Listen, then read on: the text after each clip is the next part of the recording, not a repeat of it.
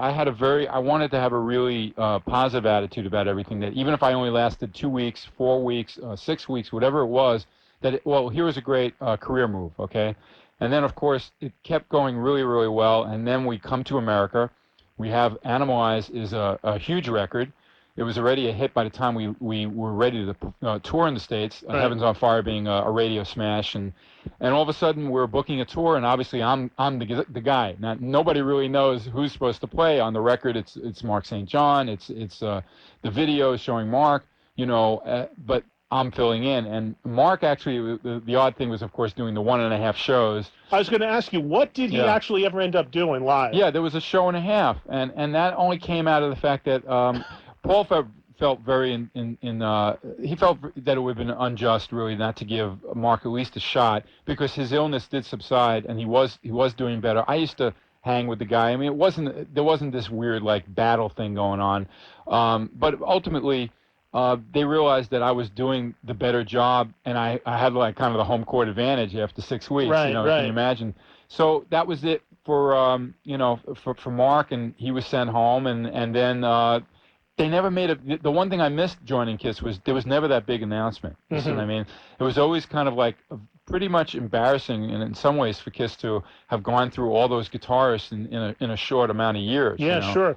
And that's the thing too. Again, as a longtime KISS fan, I was at all those shows and all those tours, and I remember when you played, people weren't. It wasn't like, oh, damn it, Mark St. John didn't play tonight. I mean, there was a curiosity factor, because obviously he was on the record and people wanted to even see him and see how he was. But in the same token, you just kind of blended in. And the thing that I think embraced you most to the KISS fans was the fact that when you did the old songs, you did the solos the way the solos were in the songs. Right. And the other, Vinny, and I never saw Mark St. John live, but you didn't freelance and try to turn them into these speed deming things. Right. And I mean, those solos are so sacred to so many people that it was great that, you put your own little spins in there at times, but you kind of kept them intact. Yeah, I didn't want to ruin a classic. And let's face it, Ace's influences were very similar to mine, so it wasn't like I had to learn a different language. Where I know Vinny approached it like, I'm just going to do what I want to do, and obviously Gene and Paul kind of let that happen for a while until all that ended. Until you saw Paul scream at Vinny on stage at Radio City Music Hall like I did. You guys I heard had about that show. He yelled. They were fighting on stage on the Lick It Up tour. Oh my God! And Vinny's doing this insane 90-minute. Sounds like a fly buzzing around solo.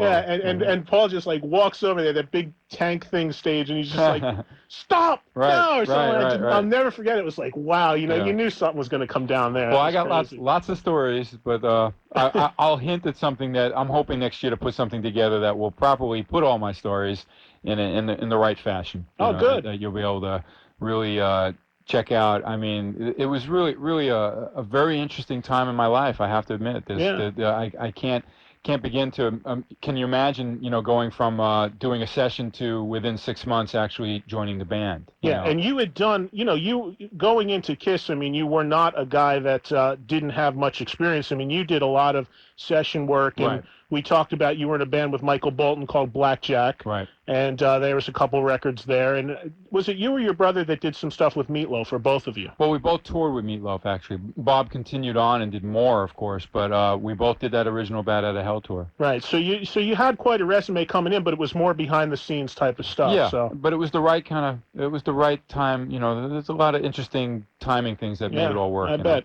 We're talking live with Bruce Kulick, formerly of KISS, on WNEW Saturday Night Rocks, and we're going to grab some more phone calls here and see if we can get a few more people in here. Of course, we'll play some more music, too.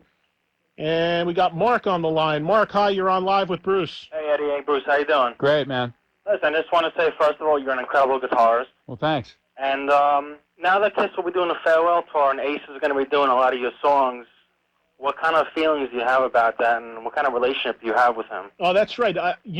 When Ace was in here, people were asking about that, and they said that he was going to, he goes, now I'm going to have to learn Bruce's solos, I think they'll probably do more the hits from those years, which is not like really any incredible soloing. I'd be really surprised if they wanted to touch things like Unholy or even Tears Are Falling, to be honest with you. But I'd be very flattered if they did, of course. But look, I remember at MTV Unplugged, it was very odd to see Ace, like in the same building while we're doing classic songs acoustically from his era, and I'm doing it even on the acoustic guitar. It's kind of always strange to play, to ever have performed that stuff, especially with him in the building. So I appreciate that he was really cool about it, on how he explained that he'll the tables will turn a little bit. Yeah, absolutely. But the time had to come where how much more are they going to do the same material? Right. I mean, here's a band with so much material that it never ends. I mean, one of my biggest challenges was when we did the Unplugged stuff, and we would do like 40 songs or something, and I mean the catalog's almost 300 songs, I think, of Kiss. Right. It's crazy. Yeah, definitely. Let's take another call here. This is Mike. He's been holding for a while. Mike, you're on live with Bruce. Hey, Bruce, how you doing? Great, man. How you doing? I'm great, thanks. First, I wanted to say Live in the Galaxy is a fantastic CD. Congratulations on a great album. This is the Union Live record, which isn't that easy to find, but thank you very much. You're welcome. And can I put in a shameless plug that there's 2 Kiss covers on there? I Walk Alone from Carnival of Souls, which I sing. Really? You did that live? Yes. Oh, that's cool. And Jungle, which was really the track from Carnival of Souls. Absolutely. And Karabi does a good good vocal version on that, and I get to do my little guitar things on it. Cool. Very cool. What was your question, though? Okay, Bruce, I wanted to ask you about, I understand that the Rockhead CD's coming out as well as the video, and I wanted to know what your thoughts were on the video. I know that it's going to have some really fantastic footage on it, and I've actually helped submit some footage, and I really hope it's going to be big. Oh, cool. I wanted to know what your thoughts were on it. Right. Well, he's talking about, obviously there's music coming from Eric Carr, which is called Rockology. But in addition, a good friend of mine, Jack Sawyers, who's involved in many Kiss videos, behind-the-scenes kind of guy, and a company has actually, with cooperation with Eric's family and all, putting together a video called Tale of the Fox, which I think is kind of a really great tribute to Eric, his whole life, and Bill Aucoin does some interviews. I obviously contributed some of my memories of Eric, and his family's on there. Carrie Stevens, his girlfriend, right. playmate. Mm-hmm. It's really. I didn't actually see what they put together. I just know some of the people that was spoken to, and it's going to be a very positive, upbeat, look at Eric's life through the years of Kiss, and I'm really proud to have contributed. My experiences, and I think it's going to be really. Anyone who's an Eric fan or even curious, you're really going to get a chance to enjoy Eric and see a lot of stuff. The stuff I was able to give was my own, private footage and things, certain things that are priceless, just priceless. Yeah, I've got some great moments with him too, because we were very good friends, and I've got some great radio interviews, because when you interview somebody who you also hang with a little bit and talk to. Too, yeah. It's kind of, it was kind of different, and it was so funny because at a different radio station I used to work at, he used to come up all the time and hang out during the show whenever he was in, and he came to my mom's house and had pizza. Right, He's like, oh, your mom makes, so we had some great times, and I had, when we got on the air, it was just one joke after another, because he couldn't look at me seriously as the radio guy, and it was it's just a goof the whole time. So we had a lot of good times, and anybody who ever had the chance to meet Eric, he couldn't help but be a fan. So. Absolutely. I mean, it's been almost it's been too long, obviously, since we really get to celebrate his passing, and it's a sad thing. I mean, I can't tell you how much it's affected everyone that was close to him, of course. And later I want to play one of the new songs on the Union record, which won't be out, unfortunately, till early next year. But I wrote a song called "Dear Friend" that I sang, and John sings along with me. It's kind of like Eric's voice or the other person from the other side, kind of thing, which was a very powerful thing for me. That our producer really was very happy that I got a chance to I feel like I'm cleansed now of the whole thing. This is going to be a lot of closure for the family and people who are close to Eric, to have the music out there in this video, and for me more personally, of course, once the record's released, that song. Right, cool. We're talking live with Bruce Kulick on NEW, special edition of Saturday Night Rocks. We got a couple more people who've been waiting a long time, so we'll get them in here, and then we'll play some more music. And Joe's been on hold for almost an hour. Joe. Yeah. You're on live with Bruce, finally. Almost an hour? Okay, well, first question, who's going to pay for my phone bill? Oh, come on, man. Where you calling from? No, Bruce, I got to get off this. I got to. Wait, where are you calling from? Calling from Union. You Oh, what- all right. Union, New Jersey. New Jersey? Cool. Yeah. Okay. Well, it's late Saturday. The rates are cheap. Yeah, there you go. Hey, I'm married. I don't have a life. No comment. Yeah, go ahead. All right, Joe. What's up? Bruce, I got to tell you, when I first bought Asylum, I really didn't like it, and I didn't like you. Okay. But then when I saw you play next to Ace, Right. you completely blew him away. You mean it took all the way till Unplugged? It took 12. It No, took 12 Revenge years. was cool. Revenge was really cool. Oh, Revenge was a great cool. album. Okay. But Well, when thanks. you No, sat next to Ace, I realized that you were a much better player than he was. You know, I hate the Ace versus Bruce thing. I won't go there because I respect Ace's playing but you know, there's no doubt that people do know that I might be a more technical player, and that gets into the debate. Oh, well, he's this, he's that, and Ace is this and that. But you know, to me, it's about the music, and unfortunately, this little debate comes up sometimes. But if I won you over at some time, I really appreciate it. Thanks. Joe, was that it?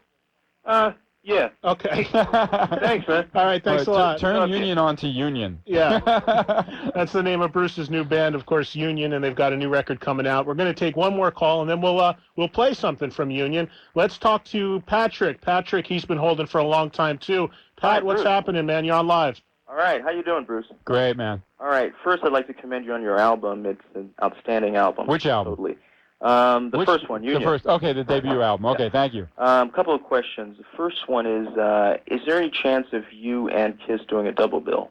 Union and Kiss. Yeah, it's a great question, and you know, the painful thing is when Gene's kind of been approached with this, that in the same way that I remember one time when Kiss with me and Eric Carr, I believe, there was rumors of Ace opening up, you know, and all of a sudden it was like they were uncomfortable with it, which I thought the fans would have loved, you know, and you know, Gene and Paul just didn't want it, you know, and I kind of run into the same situation now. For whatever reasons, their own reasons, they feel uncomfortable with it, and it doesn't look like it can happen, and I think it's a great bill. I think that Kiss has made horrible choices in opening acts on the reunion tour and on Psycho Circus, because I'll to agree me, with that. to me, it's like they're trying so hard to bring themselves into the current year by associating themselves with these new bands that nobody cares about. None of them really are going anywhere fast, Right. and the fans just sit there, and if they don't boo, they sit on their hands, and it burns the crowd out. If Kiss would have went out and taken, like, I don't know, a Cheap Trick or something like that, something on that level, number one, it would help the bill, it would sell tickets, and it would just make the night so much better. But Well, I know that they always try to look at being, like, appealing to younger audiences again. So they figure if they give one of these new bands that the record companies, by the way, make very, very attractive sure, for they Gene buy and them Paul on. to choose. Absolutely. Okay. So I'll take my politically correct hat off and explain to you that opening acts don't believe it, okay? How that opening act got there is you don't even want to know the politics behind Yeah, that. it's definitely politically. It's not just Kiss that does it. I Of mean, course. there are other bands that do it, but this isn't Bruce speaking. I can say it because you know, I know that it's called a buy-on, and bands, record companies, the opening band doesn't get paid to play. They pay the headliner money for the right to play in front of that many people on the exposure. So a lot of times that's why that happens. So. But ultimately, the people vote, and some of these bands that have opened for Kiss, and I won't comment if they're good or not, although I think they're wrong on the bill. When you go and ask what they do in merchandise or what did their records sell that week after the Kiss concert, nothing. Right, because So- it doesn't fit. Nobody wants to see it. Exactly. Patrick, what was your other question? Okay, the other question is this: is there? Did you actually look to Eric Singer when you were putting Union together? I mean, because I just thought that would be like a logical Of course. Yeah. route to go. Yeah, I mean, that's a good point. And me and Eric, I mean, obviously we're still close. You know, we have this ESP record together. In lots of ways, Eric didn't want to be tied down to a band, and in lots of ways, I didn't want to look like the two guys who were kind of like left behind by Kiss. All right, well, they're going to do their own band.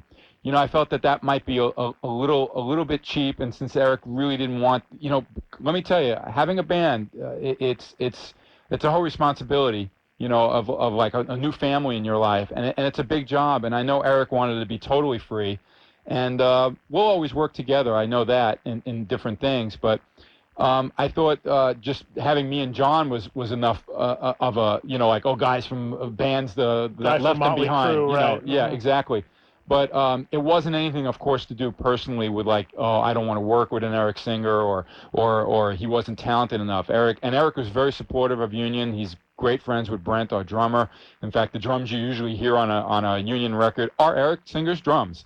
Okay, so everything's really cool. In fact, we rehearsed the entire Union album, the new one we just finished recording, at Eric's house. You know what I mean? So it's all part of the same family. All right, 212-757-1027 is our phone number. We will do another round of phone calls if that's okay with you, Bruce. Oh, of course. And we'll let you guys talk to Bruce Kulick some more. But we want to get to some music, and let's get up to the present day here and do something from Union. Now, I have my CD players are empty. Nothing. Oh, well. So, you know, we do a casual show here. Well, you know, this guy mentioned the live record. I got to play a track from that. You want to play Jungle from it? Whatever. Okay. This, you know, I got to admit, I was always proud of the fact that the one kind of radio hit from Carnival of Souls, which was, of course, an awkward record for the, you know, a label to put out at the time. But this song really did very, very well. And I remember when I think what, you know, and again, this is me talking, but I think what started happening is it started to do too well almost. You know, because at the time, I remember this coming out, and it came out at a weird time because the reunion thing just happened, and you know, all of a sudden, you know, this thing started getting a lot of play. And I think, you know, as a longtime Kiss fan, I think Carnival Souls will eventually be remembered like The Elder is now, as a great record, but a little bit different. Right. It has that kind of title to it, I admit, that connotation, and that's what's going to happen with that album. But you know, we meant it when we did it as dark and as heavy as it was, but Jungle always being one of the tracks that all the fans could latch onto.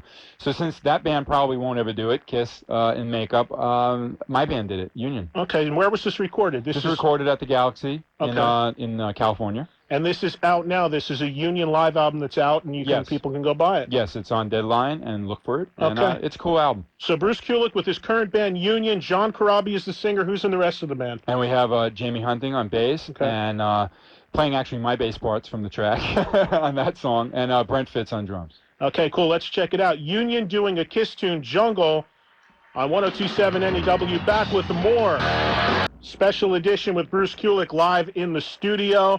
And that, of course, Unholy from Kiss Revenge, which is, I guess, generally regarded these days as one of, if not the best of the non-original records. It's a strong record. It sure is. Yeah, it still sounds, well, what year is that now already? 92. 91, really. And they toured in 92. Time flies, man. I know. It's insane. Wow. It's crazy. I was saying earlier, I was digging through my closet, and I found this picture of actually Bruce and myself at the Playboy Club at a party after Kiss played the Garden on the Asylum tour.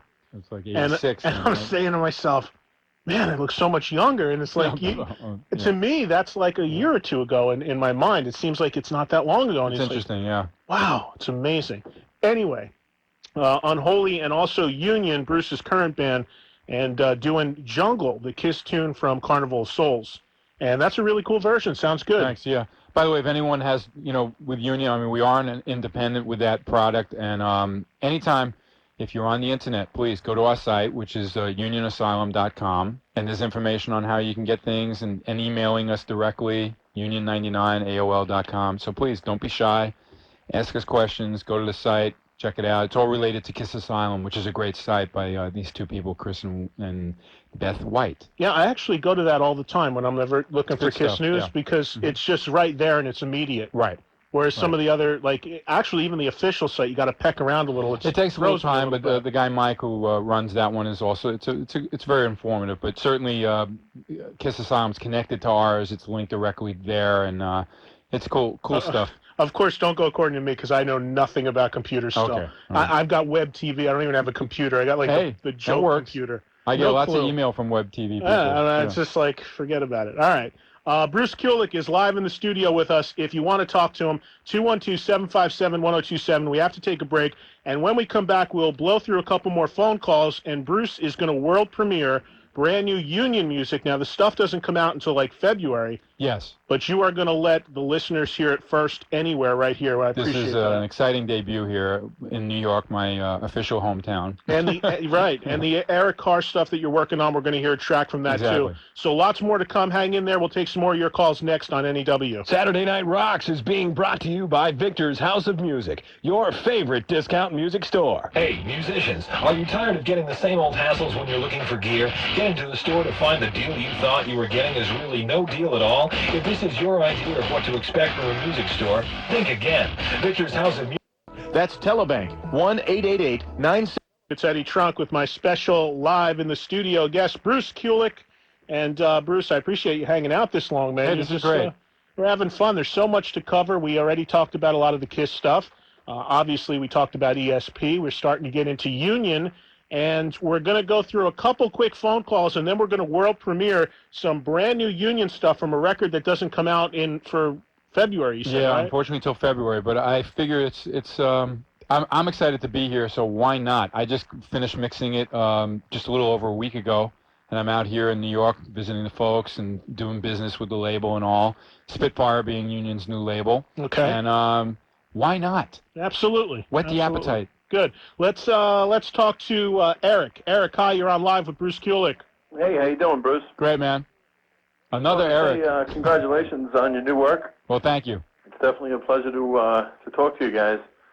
I'm just curious to know the chemistry in the new band. Well, the new old band. I heard some rumors that everything isn't as everything is not as amicable as they may lead it out to be. Is there still a chemistry still there with Ace and Peter and Paul and everything? I mean, is there some tensions in the band that may have existed previously? Well, it's an interesting question.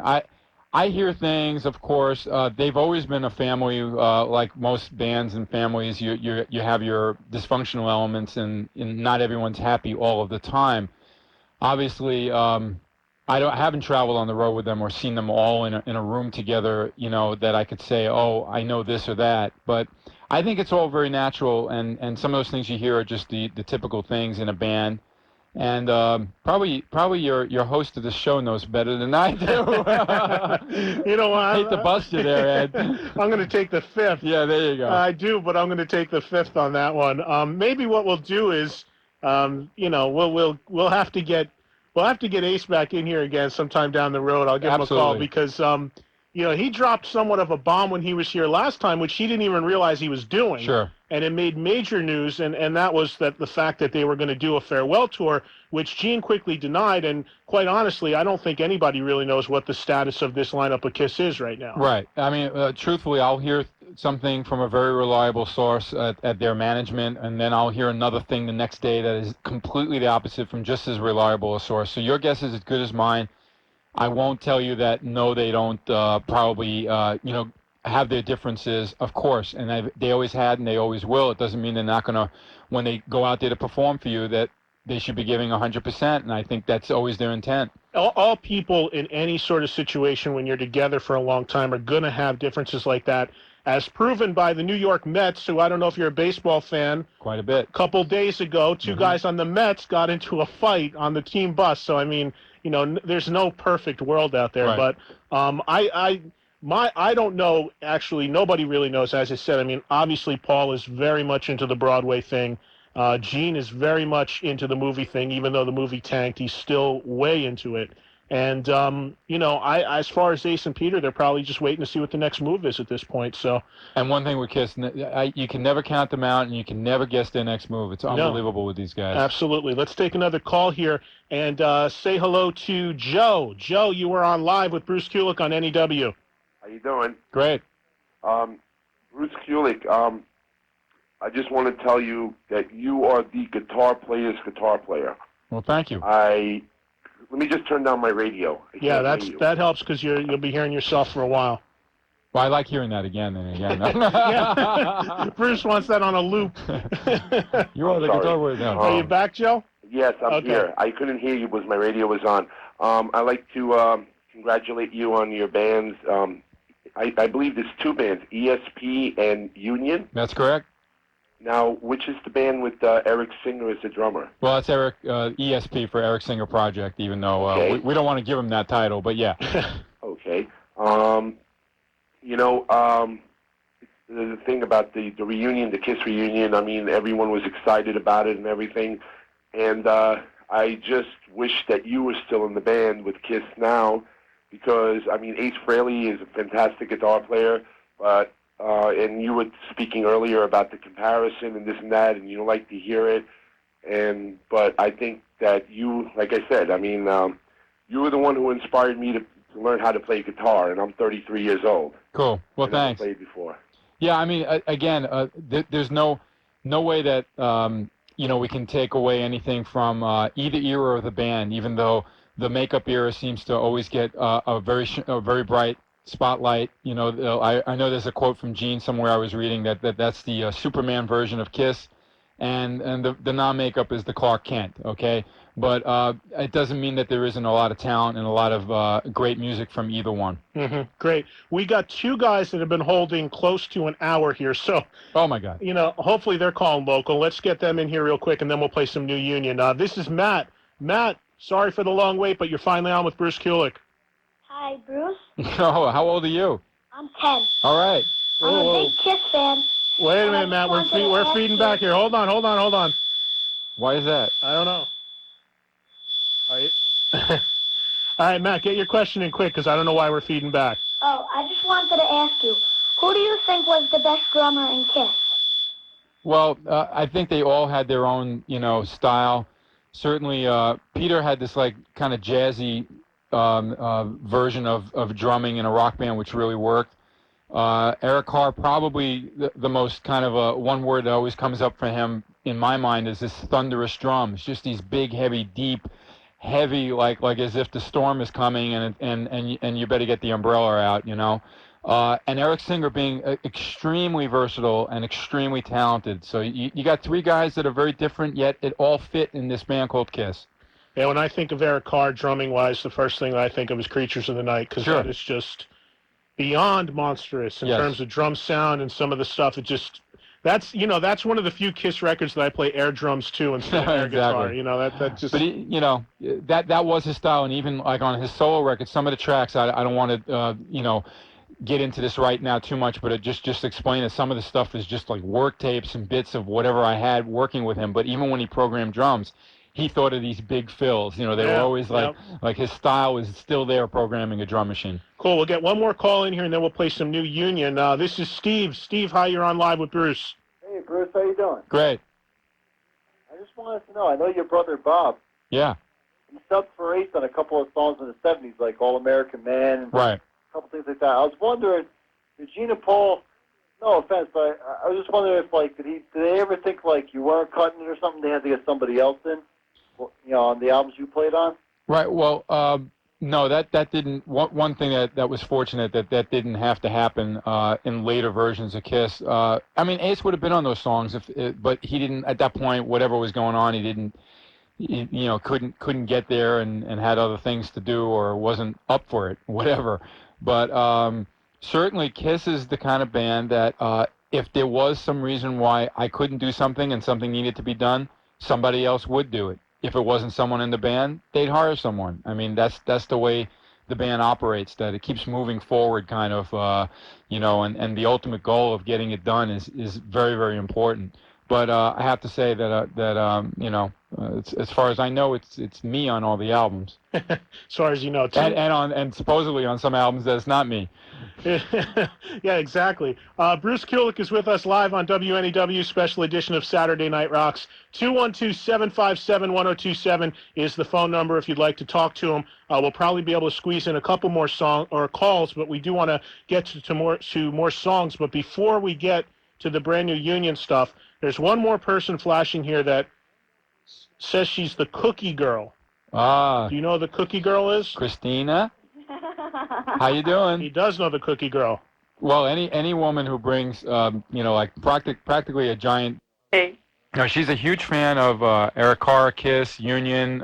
She helps a lot of bands, and my good wishes and hellos to you. Hi, Bruce. How you doing? Great. Good to be in New York. Do you have a question, or was this just like a courtesy call? Actually, I just wanted to say, I wanted to take this opportunity to thank you and Loretta Carvello and Adam Mitchell for donating the T-shirts Oh, that's right. I put together a showcase. It was 9 bands back in July, like prog rock and metal bands, and just showcasing some local talent. And I had Loretta sent me some T-shirts, some Eric Carr and some Rockhead T-shirts. Right. And we raffled them off, and helped us raise, just from the raffle alone, $300 That's for great. the kids at St. Jude's. Right. Which is And I just Eric's. wanted to take this opportunity to thank all 3 of you publicly. Well, thank you. Thank you. No. What's amazing about our Kiss fans is that you take very, very, and I don't mean this in the ordinary. When I just mean people who have lives outside of anything to do with the music business, who suddenly have some sort of affection for something, like in this case Eric Carr, and that he's not with us anymore, and would actually organize an event regarding dealing with bands and put this whole thing together. Oh, yeah.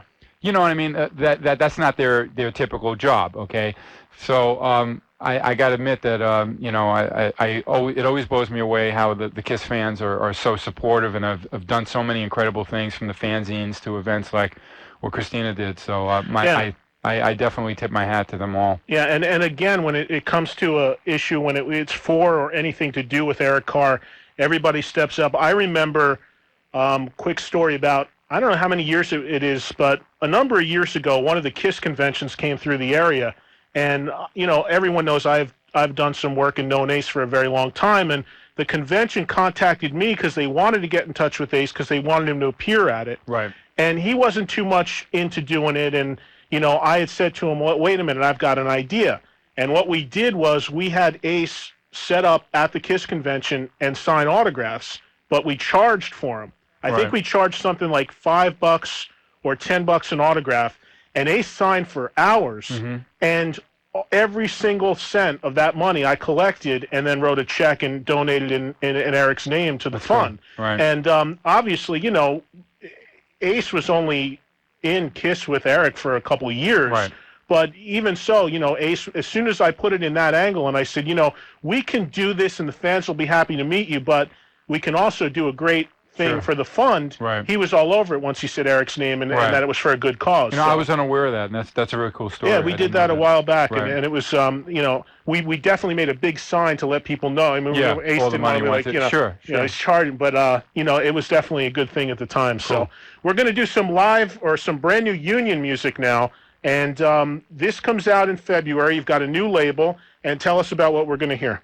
Well, this track, there's 10 songs on the new record, and I love them all. Okay, they're all my children and all that kind of stuff. So, but this one's a fun up-tempo song called "Do Your Own Thing," which is basically what you got to do in life: do your own thing.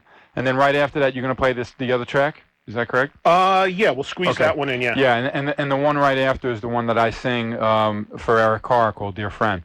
Very cool. This is brand new. It's a world premiere on Saturday Unmastered, Night technically. Rocks. Okay, so Okay, well, crank it up. Crank it up. It is brand new Union. World premiere, first time anywhere on 102.7 WNEW. Back with more with Bruce Kulick, 212-1027 WNEW. You really shouldn't eat pretzels when you're a radio DJ. He's got a pretzel rod stuck in his throat. Not a good idea. Wait a minute, that doesn't sound too good. Actually, it's just a small pretzel. Actually, Yes. That is brand new music from Union. And Bruce Kulick is live in the studio. That is a world premiere. The record will be out in February. Be looking for it. And we do have to take a quick break. We're going to come back from the break and do a tune that you wrote for Eric that is also on this forthcoming Union CD. And then, before we let you get out of here, we are going to play a song from the Eric Carr CD that you're working on. Rockology. So all that is to come in just a couple minutes on Saturday Night Rocks, NEW. Sleep. All right, 102.7 WNEW, Saturday Night Rocks. Bruce Kulick is live in the studio with us. And, Bruce, we're going to let you get out of here. We appreciate a solid couple hours hanging out and talking to the fans. And there was obviously so much to cover between, so many KISS fans and the ESP stuff and the Union stuff and the Eric Carr stuff. So we're going to get up to date again and I guess close this out talking about what you got going on with Eric Carr and his CD now. Well, it's tied to, we're still going to do that Union song, right? You got that? Yeah, we're going to play the Union song that you have coming out about Eric. Right. And then a song and then we'll play from Eric. the first track from Eric's solo record, right. if we want to call it Rockology, his record of bits and pieces of music. So, well, look, like I hinted at earlier in the show, it was a big, it had a big effect on me losing someone so close. Who there I am, working with, traveling around the world in a huge band, and all of a sudden, at the end of a tour, within less than a year, he's gone. Okay, it was terrible, and I know you knew Eric very well, and Right. it was a sad thing. And I have to admit, I mean, the fans did carry the torch for Eric for quite a while, but there wasn't a whole lot done. It's a hard thing to really deal with, period. But I got an opportunity here where I realized getting involved with all his leftover bits of music and all, and the video getting ready to be done, that it really was like around me quite a bit. And next thing I knew, it was very easy for me to write lyrics and come up with a song that represented my friendship with Eric. It's called Dear Friend. Okay. So we'll give that a listen, and then do you want to come back and set up the other one? Should we do it like that? Okay. Yeah. So let's do this. This is going to be on the Union album that comes out in February. It is Union. Bruce singing on this. A tribute to Eric Carr called Dear Friend on Saturday Night Rocks NEW. That's great. That is absolutely great. That is Union, and that'll be on the forthcoming CD that comes out in February. Bruce Kulick, of course, is my special guest live in the studio, and that is just a tremendous song, but a very, very fitting and great tribute to Eric Carr. A lot of closure for me personally, and like you were mentioning, it's taken a lot for me to be confident to even sing a song. I don't consider myself, Mr. Lead Singer, but it feels good when you really feel one thing. Barb Marlette, who produced the record with us, said if you write lyrics and sing from your heart, the people will get it. You'll move people, and that's why I was drawn. As soon as I had the music first. I didn't say, I want to write a song for Eric. Right. As soon as I heard those chords and words like "Dear Friend," why did you go away, kind of thing, started popping in my head. I said, well, this is what Bob's talking about. I have to talk about what's real to me and how I feel, and I'm not thinking about what's marketable and what's hip right now on the radio. What is true to you, and that's where I was at, and that's why the song really is going to move people. Yeah, you can feel it and you can hear it in your voice, and recording wise, I Walk Alone on Carnival of Souls was one thing you did, but this, to me, vocally from you is a whole nother level. Thanks. You sound real confident, really belting it out, and the song is great. I mean, I love the ups and downs of it, and cool. And obviously the sentiment is great. Yeah, John too. Singing the choruses, if anyone's wondering who that big raspy voice is in the chorus, is to lay hands on, with the concept of people being able to reach out to touch someone who's on the other side, and they're there with you. They're always there. And for me, as much as I don't want to always be sad or reflect on Eric all the time, it's easy right now in my life. But like I said, the closure is great, but he always will be a part of KISS and a part of my life and anyone's he's touched. Absolutely. And speaking of Eric, that segues nicely into this record that explain to us exactly what it is. It's a record of Eric's songs that he was working on over the years. A lot of demos, yeah. I mean, I did a lot of demos with him. We never didn't kind of jam together. When he was in L.A. and I lived there, he would jam with me, and I was in New York, I would jam with him. And basically, I was smart enough, obviously, I always had work tapes. I'm Mr. Work Tape. Anybody said, who would get the background samples from the record? Bruce has it in his library. You see what I'm saying? Right. I was just that kind of a guy, very organized in that way, even though sometimes it's a little chaotic. But sure enough, I went through all my tapes, and I just found all these, some were cassettes, occasionally a DAT mix, sometimes a 12-track, sometimes a work tape from a little handheld $30 tape recorder. But it's very rare to have anything from the late 80s of Eric. And this is really the best. I did add some guitars to things. I cleaned things up the best I could. I mastered it in an excellent studio with a great guy in Los Angeles, and did the best I could with what was left. So I don't want to misrepresent it and say, well, this is his solo record that he had under his bed. Right. This is really just all the things. There's occasionally he's scatting on songs. Okay, sometimes there's no vocals. It's a great track, and he programmed the drums and wrote it with me and Adam Mitchell. But the song that I want to play, you guys, which sounds really great, was a really good demo that we did for a song called Eyes of Love. that Eric sings everything on it, all the backgrounds. He plays, probably plays the bass as well, and the drums, of course. I played the guitars on it, and it was co-written by Eric and Adam and myself. And around what period in terms of This Kiss? would be around probably about 88, 89. I'm not positive. Okay. Some of my notes weren't great back then. I didn't always date things, but right in that hot, getting ready for Hot in the Shade kind of period. Okay. So he's talked about this song to people that it didn't make it to Hot in the Shade kind of thing. You know what I mean? The demo wasn't, the slots were taken for that kind of song. But when you hear it, you're going to be like, hey, this is a good song, and Eric has a great voice. And when will this record be available? This is we're really hoping and praying that it's coming out in October. Our only thing is if the booklet's ready in time. There's all these deadlines when it comes to the music business, but it's also available on Rock Hard Records, the same label that has ESP. Great. And which means it also has the same distribution. Which people, if you can't find it, you ask for it in a major chain, it's in their computer. Right. Absolutely. They'll find it. Let's check it out then. This is another exclusive of some sort, I guess. Oh yeah. Eric Carr. You're ahead of the game by 6 weeks or so here. All right, great. So you'll be looking for this a little sooner than the Union record, but this is Eric Carr with Bruce on a forthcoming Eric CD. The track is called Eyes of Love. Saturday Night Rocks 102.7 NEW, another exclusive for you. That is another world premiere for you from the Eric Carr record that is coming out, which is just going to be called Eric Carr? Or? No, Rockology. Rockology. Yeah. Eric Carr Rockology? Yeah, Eric Carr Rockology. And Bruce Kulick, of course, live in the studio with us, who worked on this record, putting this stuff together and cleaning it up, and in that case, adding a guitar solo, you said? Yeah, I had no version with a lead on it, and I put my late 80s hat on, I guess, and went for it, and it kind of works, I mean, it's a great song, and I know you mentioned, you remembered Eric playing you this demo a long time ago. Riff, yeah.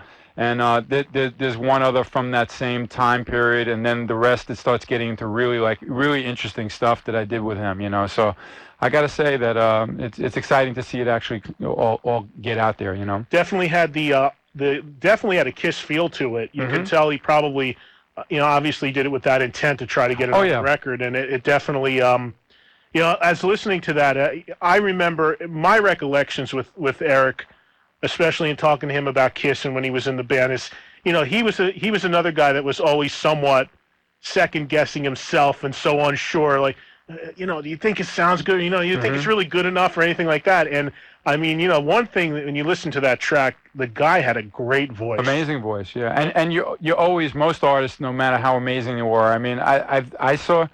Paul is an amazing performer with Kiss, and I remember us watching a video once on the bus, and he just goes like, "You think that's good?" You know what I mean? Yeah. And I go, "Yeah." I mean, so to hear him question that, I've worked with a lot of really, really talented people who are the same way, so it's not that uncommon, But yeah, it's really, the music's there for you guys to enjoy, and hopefully you will. But sometimes the artist is always I don't know, is that good? Yeah, you know what I mean? Definitely. And even if it sells 5 million records, they still sometimes wonder, Absolutely. Absolutely. Well, Bruce, I can't thank you enough for coming down and sharing all this great stuff with us. Thank you. And let's just recap again. You've got ESP out in the stores now. That's a record of all covers. Yeah. You've got Union with, I guess the first album has just been reissued. So yes, on Spitfire, you can find the debut record with a bonus track, actually, "Oh Darling," a cover of the Beatles song. Okay. And then, of course, the live record, which is on a slightly different label called Deadline, which has a couple of bonus acoustic tracks, and of course the couple of covers of a Kiss song, and there's even a Cheap Trick cover, and a couple of the Carnival Souls things, a Motley song. There's a lot of stuff. You said Cheap Trick. I got a bunch of tickets to give away. That's we will do that tonight. Right. Which is another time. There's a song I played. I just got to mention this guy, Ken Gulick. Oh, friend of mine. Go ahead. He's got a band called Boot Camp. I know we didn't get a chance to play it today, but you'll check it out. And there's a song I do a solo on, and Robin Zander, one of my favorite singers of all time, is clearly singing the backgrounds on the song. So I was really thrilled, and I even went to Dallas about a month ago and jammed with Boot Camp on stage, did a Kiss his song and did the song that I contributed. So that's a lot of fun. Cool. I definitely got that. We're going to get into that, and we'll probably give it a spin in the next week or so. Cheap Trick always being they should be the band open for Kiss, like we said earlier. You know, absolutely. But I got the Eric record coming out. The Union record's not coming out till early next year. The brand new record. Sounds great though. But you got Eric Rockology. Look for the video too really soon. The video is going to be exciting. I'm looking forward to seeing it myself. Yeah, me to be too. Honest, you know? Definitely. It'll be really special. And I it sounds like I got a lot going on. I do. You do. You know, and I work really hard. I have this opportunity, and one thing I did learn from my tenure in Kiss, Gene and Paul are very hard workers, and this is no different than for me to, do the music thing, but the business side of making sure you're moving forward and progressing is something that I like. I'm proud to say I've accomplished. Absolutely. And I hope you guys are enjoying everything I'm doing. And how can people get in touch with you again? The website? Well, there's always the Union Asylum.com, okay. which is the site for Union. For me personally, you can do Bruce Cool. That's KOOL at AOL.com. And the band Union99.com. There's a website for, Eric Carr also, of course, which you can get all through kissasylum.com. Okay, all those links are there. I want to say special thanks, of course, to Spitfire, my friends here that are involved with the new label, who really believed in Union after Mayhem, which was the old label, kind of just fell apart, so that they picked up the first record and they, funded this new record, which you heard 2 songs from. Right. And my friend Keith LaRue, of course, who was involved with Rock Hard Records, which is behind Eric's album, and the ESP record. So, and to people like you, Ed, obviously, who have been there for a long time, and you're a survivor, and here you are. Absolutely. We know the station. Maybe you all talk pretty soon, but you're going to play music, You know what? We pretty much did all talk tonight so far anyway. But very informative talk, right? Yeah, I'm conforming with the station. Yeah, exactly. No, actually, hopefully, and from what I'm told, this show, at least for the time being, regardless of what happens the rest of the way, will hopefully be okay. So I'm going to absolutely still play music. And when we have cool guests that can come up and have a lot to talk about, like yourself, we're definitely going to have them in and talk. And we like to open it up to people and let them ask questions too. So that's what the show is all about. I mean, first and foremost, I'm a music freak, and I'm just lucky enough to be able to get on and play it and do this kind of stuff. Sure. So as you leave, I asked Bruce, as his last song, to pick a Kiss song that he played on that you most wanted to play, and I guess you have the most fondest memories of, or that you maybe are most proud of what you did. And you picked Tears Are Falling, which was a huge hit from Asylum. So as you exit, what do you want to say about it? I just, I remember I just saw some pictures at my folks' house of me from the video, and I did flip through the video by accident on some tape that was at my mom's. And you were in the rain in that. Well, no, I kind of got dropped in. Yeah, it was just like a rainforest in the middle of a studio in London. I mean, there was a lot of water because Who Wants to Be Lonely? I think you came out of water. Yeah, there was something of the video director for those two had a water fetish. Obviously, he kept getting the band wet or a teardrop on the guitar. Right. But I was watching that. I was going, this is great. VH1 of course plays the rock show. They play some of these kind of videos, which is great.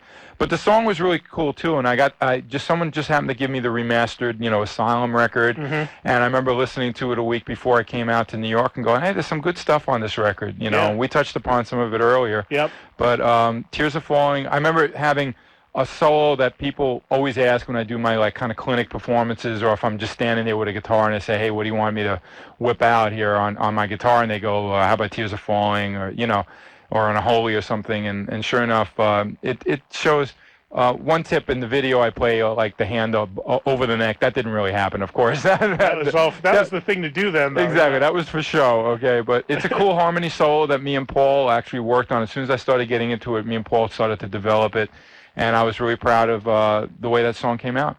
All right, from Kiss Asylum, it is Tears Are Falling with Bruce Kulick, of course, on lead guitar. And again, thanks for hanging out, man. Hey, I appreciate it. And when you get this Union record out in February, come back and see us or call in or whatever. Me and John will come by, and and to everybody out there, thanks again for hanging in there, and I appreciate you being my fan. And we'll certainly deal with this Eric Carr record as soon as that's ready to go too, and play a bunch of that for people as well. All right, so we're going to do Tears Are Falling, and then we've got about 90 minutes. We'll get to our normal show, which is playing all different kinds of stuff, and we got Cheap Trick tickets to give you too, so we're going to blow those out in the next hour and a half. Stick around on Saturday Night Rocks, 102.7 WNEW. We'll let Bruce get out of here with Tears Are Falling.